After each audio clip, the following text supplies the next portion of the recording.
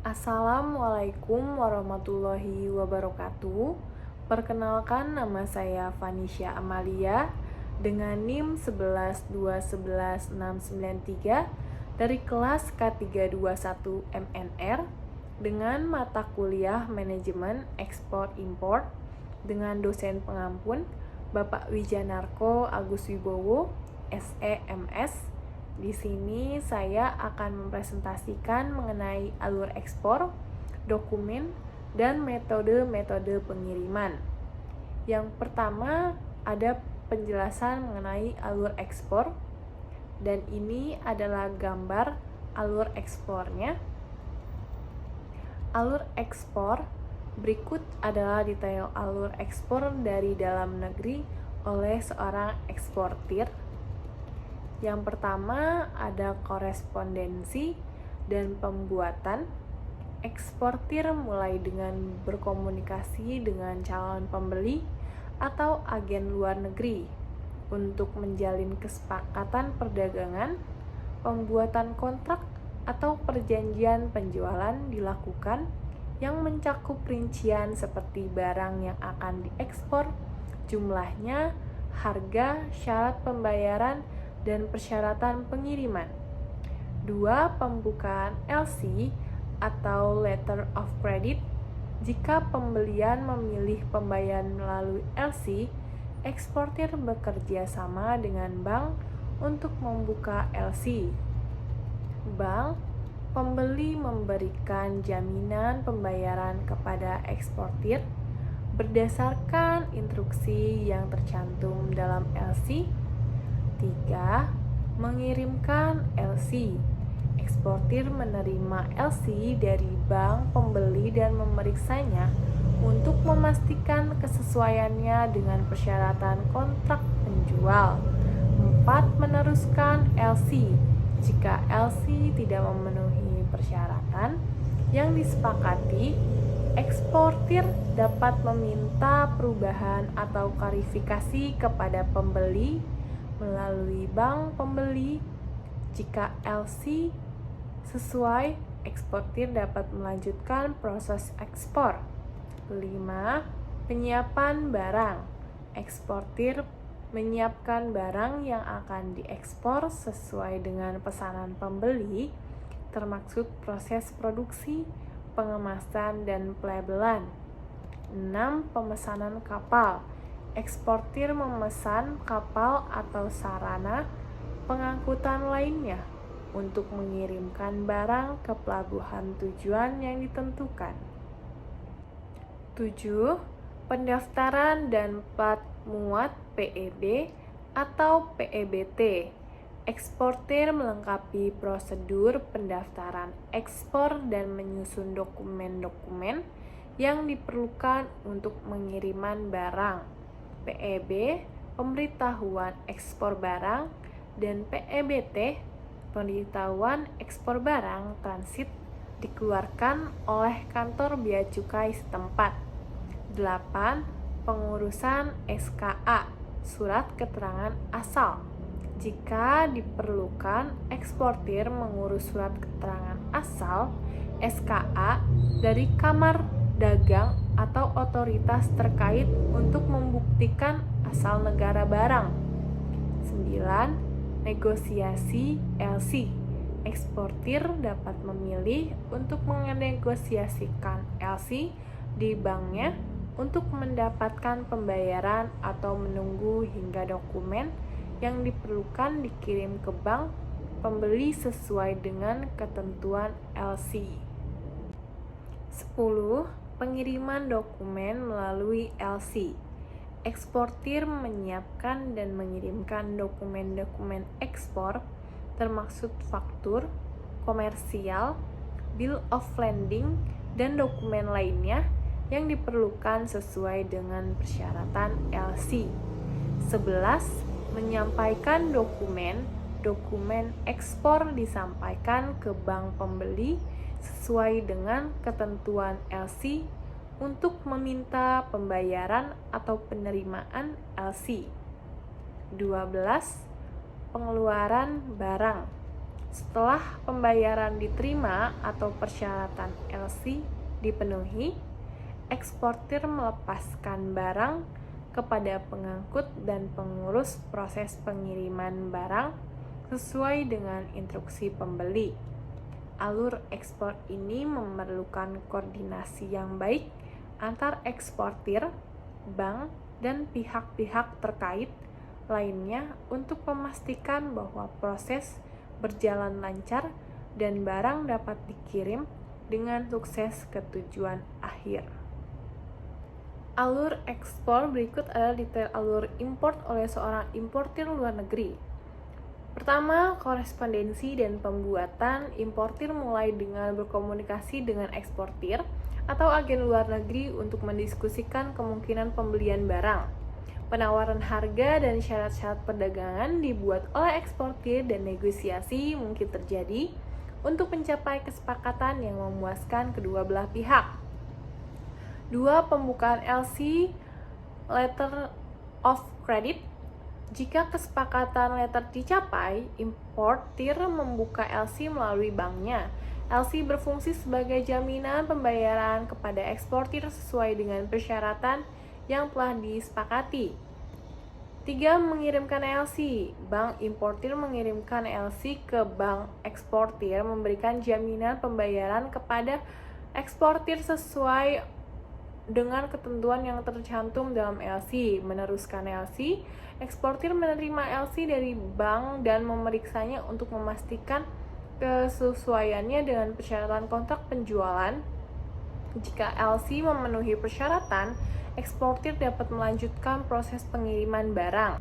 Yang kelima, penyiapan barang. Eksportir menyiapkan barang yang akan dikirim sesuai dengan pesanan importir, termasuk proses produksi, pengemasan, dan pelabelan. 6. Pemesanan kapal. Importir mengatur pemesanan kapal atau saran pengangkutan lainnya untuk mengangkut barang dari negara asal ke negara tujuan. 7. Pendaftaran dan plat muat PEB atau PEBT. Importir melengkapi prosedur pendaftaran impor dan penyusunan dokumen-dokumen yang diperlukan untuk mendapatkan izin impor dan melepaskan barang dari kantor bea cukai setempat. PEB pemberitahuan ekspor barang dan PEBT pemberitahuan ekspor barang transit diperlukan untuk memproses impor. 8. Pemuatan barang. Setelah barang tiba di pelabuhan tujuan, importir mengurus permutusan barang dari kapal dan menyelesaikan proses kepabeaan untuk melepaskan barang dari pelabuhan. 9. Negosiasi LC. Eksportir dapat menegosiasikan LC banknya untuk mendapatkan pembayaran atau menunggu hingga dokumen yang diperlukan dikirim ke bank importir sesuai dengan ketentuan LC. 10. Pengiriman dokumen melalui LC.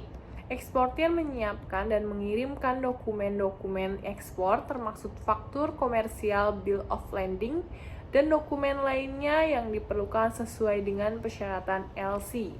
11. Menyampaikan dokumen. Dokumen ekspor disampaikan ke bank importir sesuai dengan ketentuan LC untuk meminta pembayaran atau penerimaan LC. 12. Pengeluaran barang.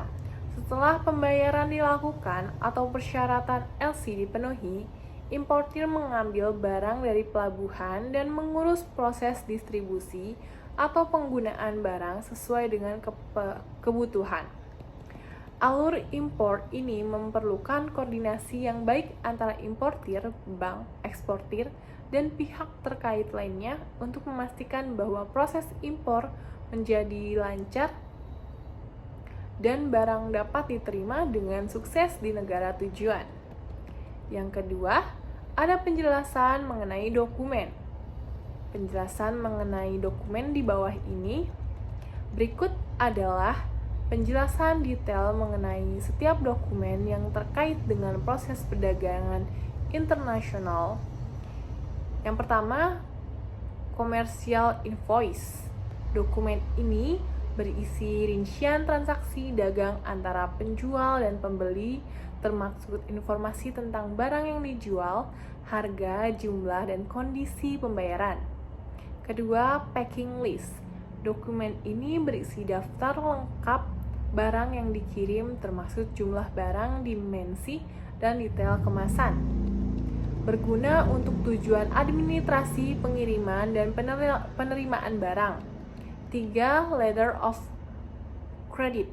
Dokumen yang dikeluarkan oleh bank atas permintaan pembelian menjanjikan pembayaran kepada penjual dengan jumlah tertentu dalam jangka waktu tertentu dan dengan syarat-syarat tertentu. 4. Bill of Lading atau BL. Dokumen ini adalah bukti penerimaan barang oleh pengangkutan untuk pengiriman, menggambarkan jenis dan jumlah barang yang diangkut, serta syarat-syarat pengiriman. Ini juga berfungsi sebagai tanda kepemilikan barang dan dapat digunakan klaim asuransi. 5. Airwell Bill.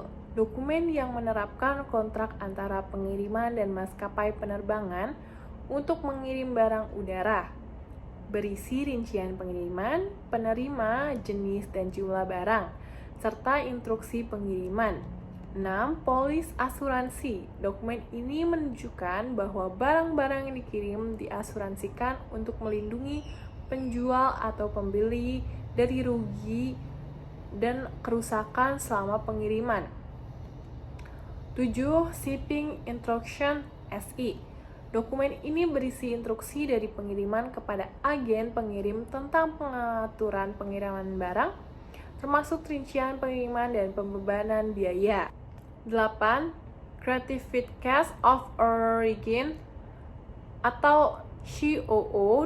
Dokumen ini menyatakan negara asal dari barang yang dikirim dan mungkin diperlukan untuk mengklaim keringanan tarif perdagangan atau memenuhi persyaratan impor tertentu.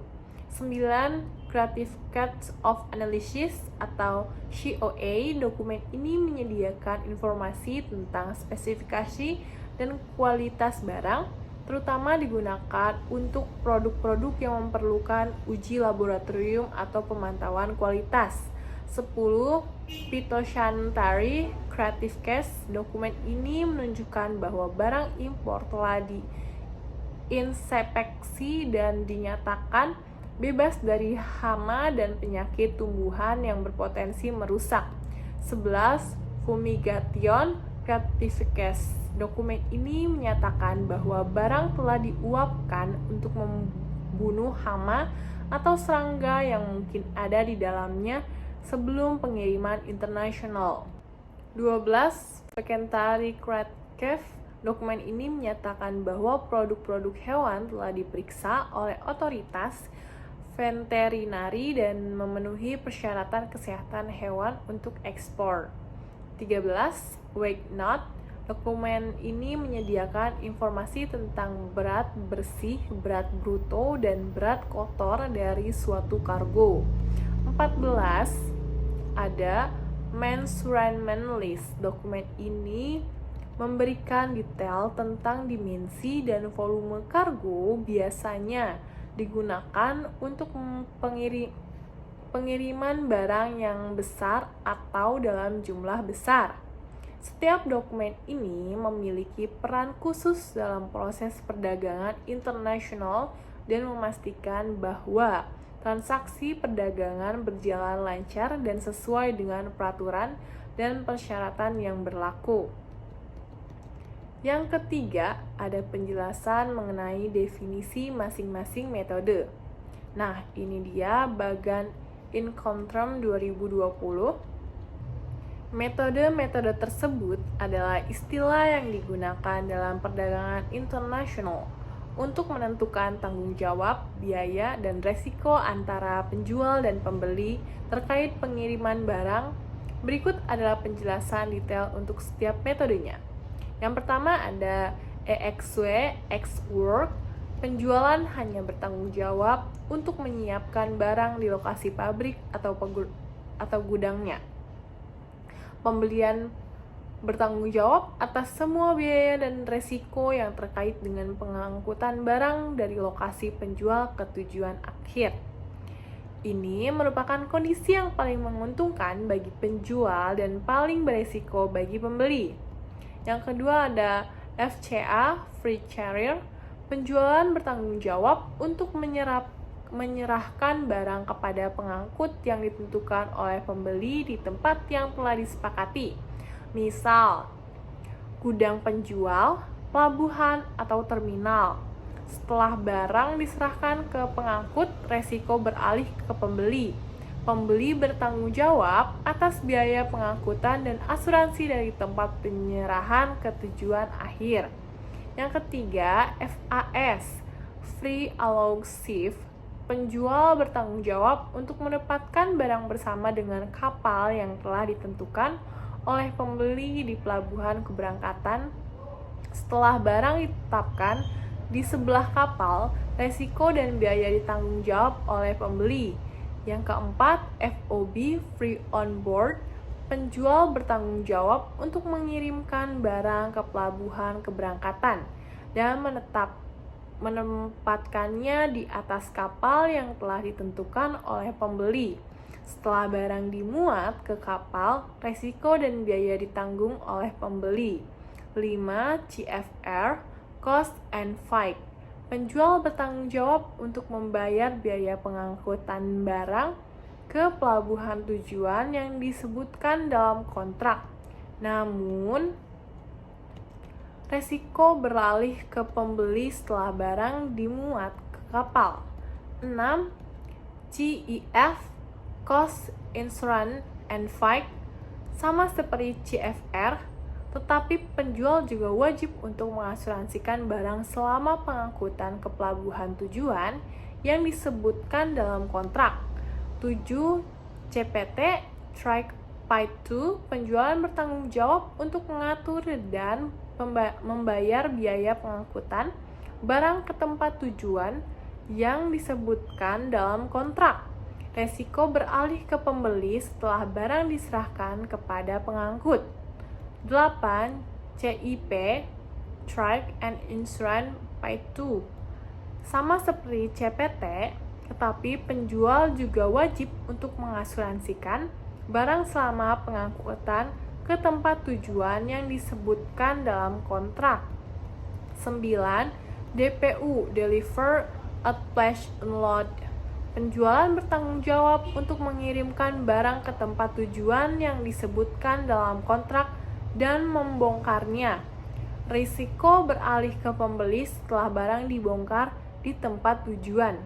10. DAP, Deliver at Pledge. Penjual bertanggung jawab untuk mengirimkan barang ke tempat tujuan yang disebutkan dalam kontrak. Namun, resiko beralih ke pembeli setelah barang sampai di tempat tujuan. 11. DDP, Deliver Duty Paid. Penjual bertanggung jawab untuk mengirimkan barang ke tempat tujuan yang disebutkan dalam kontrak dan menanggung semua biaya, termasuk pajak dan bea cukai. Resiko beralih ke pembeli setelah barang sampai di tempat tujuan.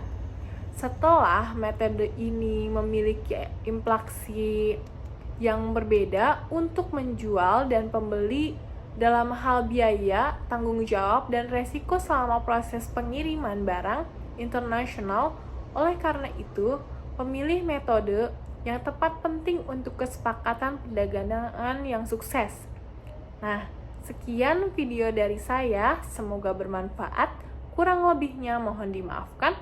Wassalamualaikum warahmatullahi wabarakatuh.